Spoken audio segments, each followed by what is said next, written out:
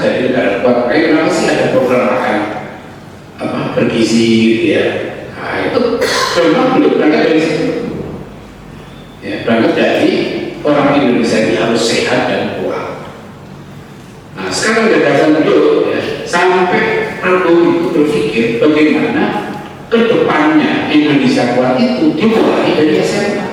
Kalau perhatikan videonya Profesor Satrio, ya, Profesor Satrio mengatakan bahwa beliau diperintah, ya, Menteri Pendidikan Tinggi oleh Prabowo untuk membangun 40 SMA unggulan. Jadi kalau kita berpikir ke depan, kalau mau membangun kekuatan bangsa kita, mulai dari anak-anak sekolah.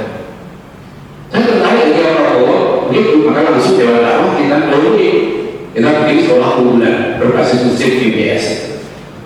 Ya, karena sama kalau kami sekarang ini coba berbulan dengan pendidikan, ya, kami merasakan ini ada Dr. Budiman. Kalau dokter kita berjibaku, ya, meyakinkan bahwa kampus Dewan Dakwah Sekolah Tinggi Ilmu Dakwah Muhammad Aceh itu kampus terbaik.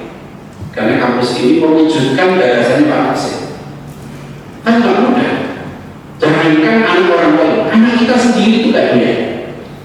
Ya, anak pengurus Dewan Dakwah itu sudah diajak ke STG Muhammad Aceh itu tidak punya. Jangankan anak orang lain, bapaknya ini ngotot, ya, orang lain anaknya harus jadi dai. Itu berapa orang itu ya, bajunya pengurus Dewan Dakwah ini akhirnya sudah kalah sama anak.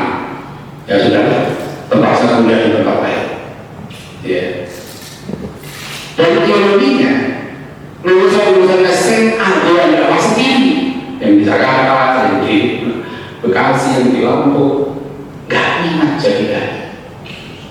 Ya. Kadang ada yang melihat orang tuanya kasihan jadi dai, ya, duitnya nggak jelas, hidup menderita, ya, rumah mutlak, anaknya nggak mau. Ya, dulu bapaknya sendiri akhirnya aduh dikasih bapak saya. Ada gitu, sampai udah pasti kayak SMA itu memang sama bapaknya. Padahal bapaknya itu ketua pembinaan dari Dewan, bayangin pedihnya. Ya, ketika anaknya bilang Pak saya nggak mau kuliah SMA itu di Dewan Dakwah. Ya, anaknya mau saya mau kerja aja. Nah, mungkin dia kan saya tahu kan pada bapaknya juga rumah masih nambah gitu ya. Jadi mungkin dia kasihan kayaknya kalau dia jadi dai, baru bapaknya gimana anaknya ini jadi dai. Nah itu. Jadi nggak mudah, tantangannya sangat berat. Ya. Nah ini yang nanti kita harus pikirkan, ya, dan kita bisa jalan keluar. Alhamdulillah kita sudah mencoba melakukan berbagai upaya untuk gimana sih kita bisa melahirkan kembali sosok-sosok pemimpin umat seperti Muhammad Aceh. Ya, saya mau tulis buku tentang ini kan, konsep pendidikan, pemikiran Muhammad Aceh dan dunia akal. Pak Aceh itu perlu pendidikan. Ya, jadi kalau orang bertanya, apakah kita bisa melahirkan manusia seperti Pak Nasir? Ya, seperti Pak Nasir. Saya bilang pertanyaan Anda salah. Bukan bisa, harus bisa. Karena Pak Nasir itu produk pendidikan. Orang menjadi seperti Pak Nasir itu bisa kita pelajari proses dulu kok menjadi seperti ini. Karena dia mengikuti model pendidikan ideal. Ya, orang lahir seperti Bianca itu produk pendidikan. Jadi kalau kita menggunakan kembali model pendidikan yang ideal itu, ya insya Allah yang kembali manusia-manusia seperti Bianca Muhammad Nasir. Nah, itu kita lihat. Jadi rumusnya ini harus kita ketahui. Kalau rumusnya kita ketahui, kita gampang. Dan nanti tergantung anak kita sendiri. Kita menjadi laki semuanya, nah anak kita sendiri. Baru kita ini harus menyiapkan anak-anak kita ini lebih baik dari kita. Dia harus menjadi dai yang lebih hebat dari kita. Karena tantangan yang dihadapi jauh lebih berat daripada kita hadapi sekarang. Ya, nah anak-anak kita nanti akan lepas dari kita, ya, akan menjadi korban kembali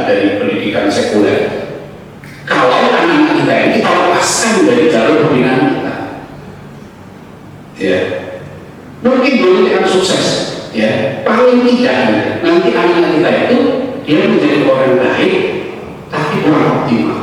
Yang harusnya dia menjadi pemimpin umat, menjadi ulama yang hebat, ya, tapi tidak terjadi karena salah ini. Jangan diharapkan anak para dai, para tokoh dakwah ini adalah anak-anak singa yang harusnya dididik dengan kurikulum singa, seperti yang bicara Pak Nasir. Pak Nasir itu anak singa, Buya Hamka itu anak singa, dia anak hewan. Kemudian mereka dididik dengan kurikulum yang betul, gitu ya. Pak Nasir dididik langsung oleh Hasan, dididik langsung oleh Syekh Ahmad Surkati, ya, dan dididik oleh Haji Abdul Salim. Maka jadilah mereka hanya dididik sebagai orang, sebagai singa, gitu ya. Jadilah mereka singa dan orang. Ya, kalau anak orang dididik dengan kurikulum betok, nah dia nggak bisa terbang. Kan dia nggak sadar bahwa dia itu orang. Ya, dan bisa perhatikan banyak yang punya potensi tapi salah ini. Nah kita lihat nanti ya di kita pelajari. Oh sudah kan dulu. Tadi saya mau cerita peluang Pak Prabowo ini. Jadi misalnya dengan Presiden Prabowo ini, insya Allah, ya kita mudah-mudahan tidak disibukkan dengan berbagai urusan lain, ya, politik dan sebagainya, dan kita juga bisa lebih konsentrasi membangun model-model pendidikan ideal yang nanti insya Allah melahirkan para pemimpin ke depan. Ya. Jadi rumusnya sudah ada dan hasil menjadikan diri seperti itu. Ini sangat relevan, kita coba kaji. Ya. Kita peluang politiknya di situ ya. Jadi ini Pak Prabowo dan kabinetnya ini tidak berarti Menteri Pendidikan Pak Abdul Muti, insya Allah. Saya menyadari keterbatasan beliau sebagai Menteri Pendidikan, ya. Berkali-kali saya WA beliau dan alhamdulillah responnya baik, gitu ya. Dan beliau juga sudah melakukan langkah-langkah sekarang ini yang mulai, ya. Saya tujuh kebiasaan anak Indonesia itu tegas, salah satunya bangun pagi beribadah. Nah itu adalah satu keberanian, ya. Hanya saya mendorong terus, ini baru tadi belum selesai, kalau saya terus pesawat, ya. Itu saya ingin di Indonesia nanti tidak ada dikotomi lagi pendidikan Islam, pendidikan umum, tidak ada. Pendidikan di Indonesia itu pendidikan Islam untuk orang Muslim. Ini pernah saya sampaikan di MPR tahun 2017, ya, waktu kami diundang di Badan Pengkajian MPR tentang sistem pendidikan nasional. Nah kebetulan waktu itu saya duduk di samping Profesor Satrio. Ya, ketika itu Profesor Satrio menulis makalah yang berjudul mempertanyakan cetak biru pendidikan di Indonesia. Saya cukup berharap dan saya kirim juga ada fotografi artikel dan saya kirim ke beliau, tapi beliau belum respon. Ya nggak apa-apa, kewajiban saya mengingatkan bahwa transformasi pendidikan tinggi yang beliau inginkan itu harus mencakup, ya, penekanan pada iman takwa akhlak mulia. Kan dari presentasi beliau tanggal 7 Desember yang lalu, beliau presentasi, saya dapat powerpointnya, itu membaca problematika atau tantangan strategis bangsa kita itu belum mencakup masalah keimanan. Ya, saya ingatkan bahwa ateisme global ini serius sekali. Sekarang tantangan ateisme global, termasuk sekularisme. Ya, itu serius sekali. Tapi ya, mungkin entah beliau nggak enak. Saya lihat 5 tantangan strategis itu masih pelambatnya ekonomi, pertumbuhan ekonomi, AI, ya, kemudian iklim, ya, satu lagi 2 pertumbuhan penduduk, bonus demografi yang terlalu pendek apa gitu. Dan saya melihat itu belum substansial. Ya, jadi saya sudah coba untuk memberikan masukan kepada para menteri, ya, yang insya Allah mereka ini orang-orang serius untuk melakukan perbaikan. Tapi sekarang tugas kita sebetulnya adalah memberikan masukan, karena untuk menteri ini, ya, seperti didorong betul oleh presiden, ya, supaya betul-betul melakukan misalnya 40 sekolah unggulan. Nah itu kalau tidak Pak Prabowo itu jelas lulusannya harus bisa diterima di 100 perguruan tinggi top dunia, disebut Harvard University, MIT, Stanford, Oxford University, Cambridge dan sebagainya. Nah kita harus memberikan model. Ya, kalau saya berpikir sekarang kita nggak hanya bicara konsep. Kalau Pak Prabowo dari sekolah unggul, ya kita harus membuat sekolah yang lebih unggul menurut kita. Ya, daripada konsep sekolah unggul ini bagus sih. Saya setuju membuat sekolah unggul di mana nanti akan lahir ya anak-anak muda yang disiapkan sejak di bangku SMA. Nah, kalau Pak Prabowo itu kenapa kita enggak? Dan mereka sedang semangat untuk di Jogja, karena teman-teman di Warna Jogja ini saya lihat adalah para pelaku aktivis pendidikan, dan ini peluang kita ya untuk membuktikan ya bahwa konsep pendidikan kita lebih unggul daripada konsep pendidikan sekuler. Itu jadi saya minta kalau Pak Nasir belum pidato di konstituen ya bahwa kita punya dua jalan sekuler dan jalan agama. Ya, dan Pak Nasir itu kritisi ya cara pandang sekuler dan jalan hidup sekuler itu, dan dia menawarkan jalan hidup agama. Maka sekarang kita harus membuktikan. Kita nggak bisa mengulang pidato Pak Nasir lagi. Ya, itu sudah berlangsung 57. Sekarang kita sudah buktikan bahwa ekonomi Islam harus lebih unggul daripada ekonomi sekuler. Rumah sakit Islam harus lebih unggul daripada rumah sakit sekuler. Ya. Universitas Islam seperti tadi dirintis Pak Nasir harus lebih unggul daripada universitas sekuler. Ya, institusi ekonomi Islam, bank Islam tadi harus lebih unggul. Nah, ini tantangan kita. Ya, ini tantangan kita ini sekarang jelas. Sekarang kita sudah meraih banyak kemajuan. Kita tidak boleh kalau dulu di zaman Pak Sumi bicara tentang wajib pendidikan agama di sekolah itu sudah berat. Tahun 50 ketika Masyumi masuk kabinet untuk Pak Nasir. Pak Nasir yang pertama membuka nama Kementerian Pendidikan waktu dia jadi Perdana Menteri. Dulunya Kementerian Pendidikan kita namanya Kementerian Pengajaran. Oleh Pak Nasir juga menjadi PPK, Kementerian Pendidikan, Pengajaran dan Kebudayaan. Itu masa Pak Nasir. Saya belum baca kenapa kok Pak Nasir punya ide mengubah. Ya, ini perlu nanti di bidang pendidikan kita teliti, karena berarti kalau di dalam bahasa Belanda dulu kan onderwijs dan opvoeding, ya, pendidikan dan pengajaran. Pengajaran itu transfer of knowledge, ya, taklim. Pengajaran waktu itu tidak dibebani mengubah akhlak, gitu.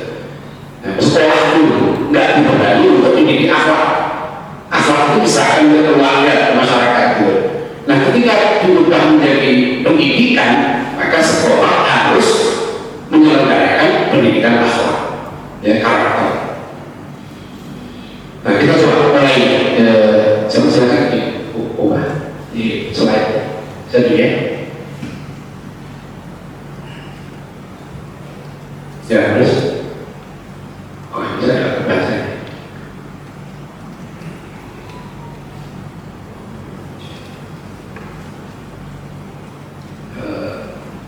Nggak tahu laptop saya di bawah, saya nggak kebaca.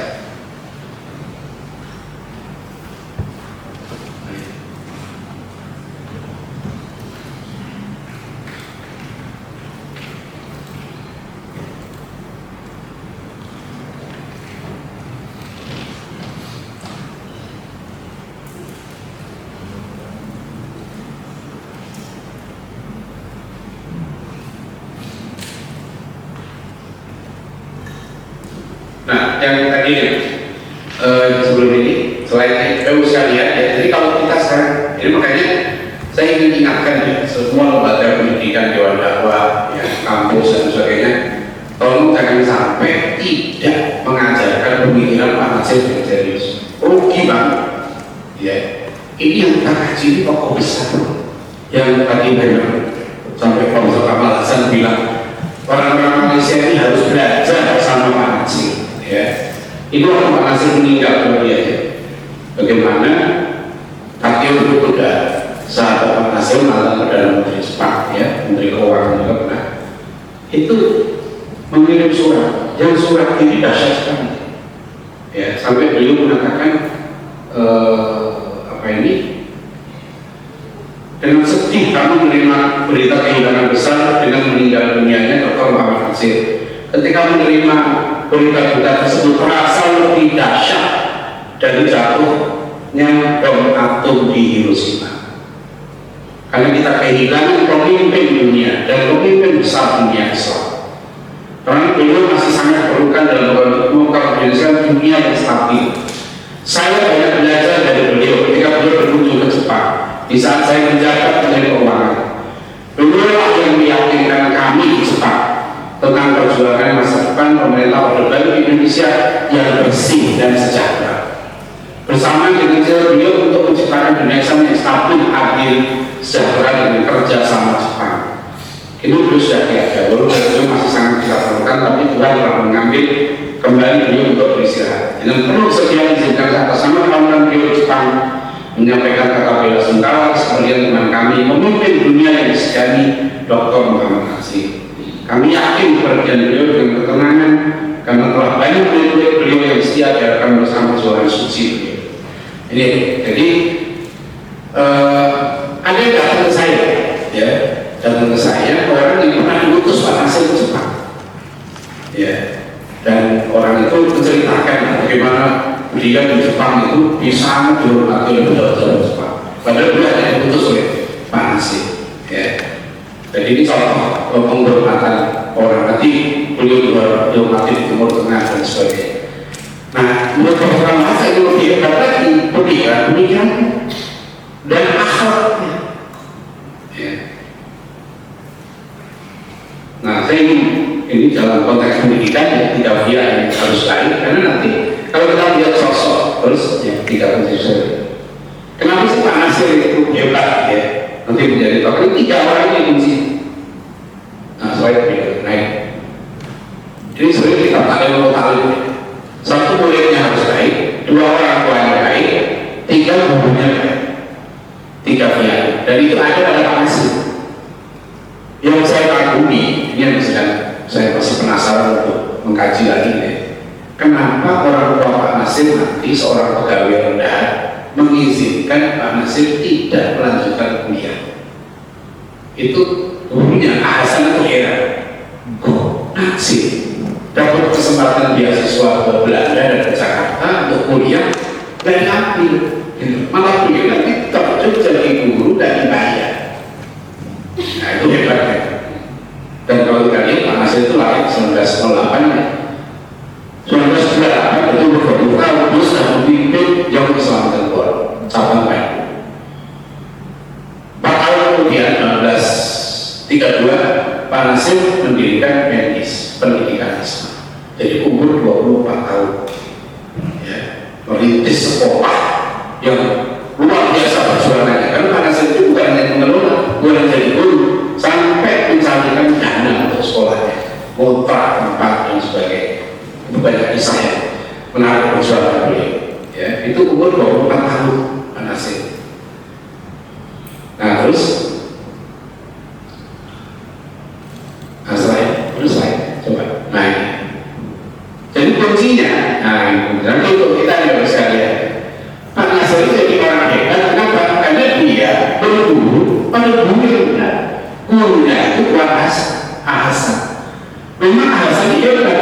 Ya, dia ada disertasi yang ditulis oleh mahasiswa saya juga, Dr. Salim Hidayat. Ya, sekarang juga pengurus Jawa Barat. Ya, jadi memang Hasan bilang pendidikan merupakan usaha terencana dan disengaja oleh para guru terhadap peserta didik dalam menanamkan akhlak atau adab yang baik serta menjauhi akhlak tercela terhadap peserta didik melalui perbuatan yang harus ditampilkan lebih dulu oleh pendidik selaku uswah bagi murid-muridnya. Hasan menjadi contoh model sampai nanti Pak Nasir itu rela nggak kuliah karena lebih baik beliau berguru langsung dengan Hasan. Silakan Bapak Ibu baca buku yang terbitkan persis, judulnya Hai Anak Cucu. Itu judul aslinya. Hai Putra. Diktat yang ditulis Hasan, saya masih punya ketikan tangannya. Tahun 1940. Nah disitulah Hasan itu seorang pendidik yang hebat dari buku Hai Putraku. Nah ini ditulis sebagai disertasi oleh siapa ini Dr. Sarif Hidayat. Nah makanya pertama kali yang dididikkan bahasan pada anak siapa? Ada atau akhlak mulia. Nah, jadi itu bisa disimbolkan dari itu dalam buku Kesopanan Tinggi Secara Islam dan Air Kaku di 2 buku. Ya, pembelajaran itu adalah meraih ilmu dengan cara yang sopan atau beradab kepada guru. Juga murid harus beradab terhadap ilmu, karena tidak ada kemuliaan yang sejati tanpa ilmu. Ini yang ditangkap oleh Ahsan. Ya, jadi gurunya itu benar. Makanya nanti Pak Nasir cerita masalah tempo. Terus slide berikutnya.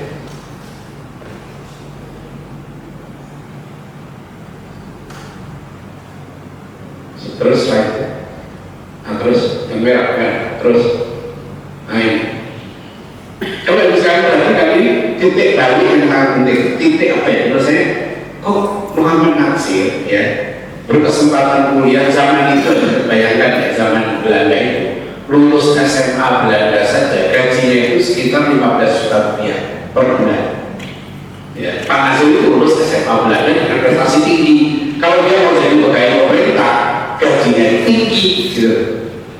Tapi Pak Nasir nggak mau jadi pegawai dan nggak mau kuliah. Nah ini cerita beliau ke masalah itu.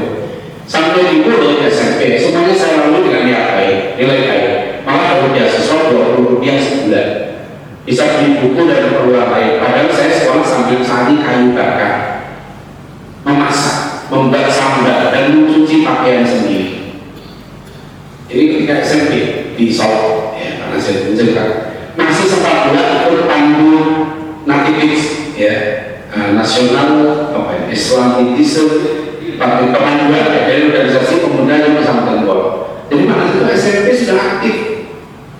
Ya, di kepanduan bersama Tenggol hingga akhirnya lolos masuk AMS di Bandung di SMA Algemene Middle Bars School. Sudah dapat beasiswa sebesar 30 rupiah sebulan. Harga beras waktu itu 0,05 sen per kilo. Jadi berapa? 30, gede juga ya kalau tidak. Kalau harga beras 10 ribu, hasilnya itu. Beasiswa SMA ya Belanda waktu itu segitu 30 rupiah sebulan. Di Bandung itulah saya berubah. Ternyata yang bagus itu tak cuma Mister, maksudnya Pak Nasir itu dulu ingin menjadi Mister Intellectual, sarjana hukum. Ya, itu cerita beliau dan orang tuanya sangat bangga. Waktu itu kalau orang jadi sarjana hukum, Mister Intellectual, wah itu lah topnya. Ya.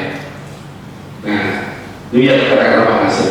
Panjang AMS, sebetulnya saya dapat beasiswa untuk kuliah di Fakultas Hukum, tapi saya punya tidak melanjutkan kuliah.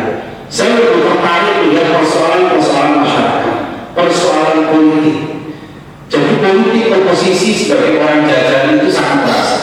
Persoalan masyarakat yang saya hadapi lebih menarik, dan saya merasa berdosa kalau itu saya tinggalkan. Waktu itu saya mengambil keputusan untuk tidak kuliah. Itu banyak juga yang terkejut. Tuan Hasan sendiri yang dekat dengan saya kaget. Nah, itu perhatian. Bagaimana seorang anak SMA ya umur 20 tahun ya kan sudah mengambil keputusan yang orang waktu itu terkejut. Berani ya dia mengambil jalan yang tidak biasa. Ini nanti saya tayangkan pada anak-anak saya, Pak Nasir. Maka anak saya yang nomor 5 sekarang mahasiswanya Pak Dwi SKT Muhammad Nasir. Saya lagi nulis skripsi tentang perjuangan Pak Nasir melawan sekularisme. Ya, udah 300-an halaman masih. Saya bilang sudah selesaikan akhir tahun ini. Kami menarik sekarang. Kalau kita baca kembali riwayat Pak Nasir, kok ada anak muda yang gurunya pun terkejut dia nggak kuliah, itu ya, nggak mau kuliah. Nah ini juga nanti muncul pertanyaan saya, kok bisa ada orang tuanya mengizinkan Pak Nasir? Tinggal bagaimana menjelaskan kepada orang tua. Waktu saya vakansi terakhir setelah KMS, saya temui ibu dan bapak. Ya ini di Sumatera Barat ya. Saya katakan terus terang bahwa saya tak tertarik lagi jadi Mister. Saya mau terjun mendirikan sekolah saja.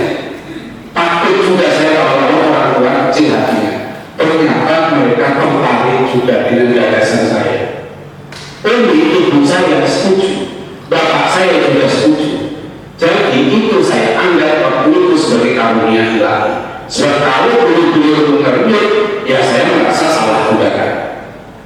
Nah, kalau saya coba bayangkan, bagaimana seorang Muhammad Nasir lulus SMA meyakinkan orang tuanya, ya, mau bikin sekolah, ini gak gampang sebenarnya, segitu ya, meyakinkan saya mau jadi guru, saya mau bikin sekolah, ya.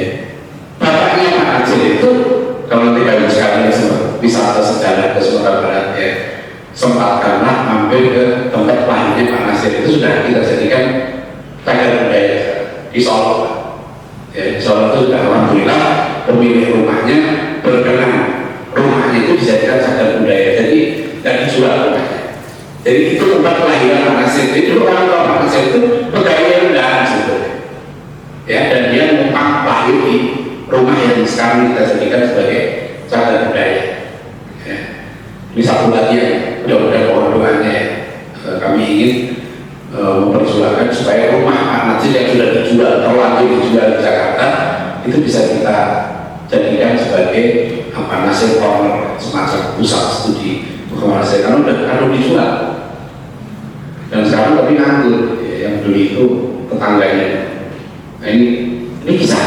Jadi coba kita bayangkan seorang yang ini, saya mulai mengajar di sebuah sekolah dulu, jadi beliau mengajar di SMP. Saya mengajar karena terdorong untuk mengajarkan agama, tidak dikasih gaji apa-apa. Ya, saya juga mengajar di khusus berbagai kereta api. Untuk pengajaran dan sistem diskusi. Ketika saya lihat sekolah-sekolah kita sama sekali kosong dari pengajaran agama, saya berniat untuk pendidikan modern yang sejalan dengan pendidikan agama. Tapi sekalian mohon kita renungkan betul, ya, seorang anak muda 20 tahun, ya, berani melepas peluang kuliah yang bergengsi, menjadi pegawai dengan gaji besar, memilih terjun jadi guru, tidak dibayar. Itu yang nanti mengagumkan Bung Karno juga. Karena setelah ini Pak Nasir menulis buku Marilah Sholat dalam bahasa Belanda. Di buku di bawah bendera revolusi ada 12 surat Bung Karno kepada gurunya Pak Nasir Hasan. Waktu Bung Karno ditahan di ND di Flores. Dalam 12 surat itu saya lihat ada 2 kali Bung Karno menyebut Muhammad Nasir. Maka saya kira nanti waktu merdeka Pak Nasir diangkat oleh Bung Karno jadi Menteri Penerangan, dan Bung Karno percaya pada Muhammad Nasir sampai ada yang mengatakan ini, Bung Karno itu tidak akan menandatangani surat kalau belum di ACC oleh Muhammad Nasir. Jadi kecermatan pada, ingat ya, tahun 30-an Bung Karno dan Pak Nasir itu berdebat tentang hubungan Islam dan dasar negara. Itu polemik terbaik kata Profesor Kamal Hasan. Yang paling intensif mengkritik pemikiran Bung Karno terpengaruh oleh Muhammad Ataturk, Bung Karno terpengaruh oleh Ali Abdul Razak, ya, bahwa negara harus dipisahkan dengan agama. Dan juru bicara Islam yang waktu itu mengkritik Bung Karno itu adalah Muhammad Nasir. Ingat ya, Pak Nasir itu lahir 1908, Bung Karno lahir 1901. Jadi selisih umurnya 7 tahun. Ya, tapi terjadi konflik. Nah, ini ya banyak tokoh-tokoh muda berpolemik di media, tapi mereka bisa mencapai kata sepakat. Ya, ini ketika bicara NKRI. Nah, ini salah satu konsep Pak Nasir yang sangat penting. Terus, nah ya, suatu bangsa tidak akan maju sebelum ada di antara bangsa itu segolongan guru yang suka berkorban untuk keperluan bangsa. Kenapa Pak Nasir yang fokus sampai akhir hayatnya mengirimkan dai-dai, belum mendidik sendiri, ya, dai-dai kita, bahkan mereka lulusan SMA, dididik di Darul Falah, di Masjid Al Munawwaroh, ada yang 40 hari, 2 bulan,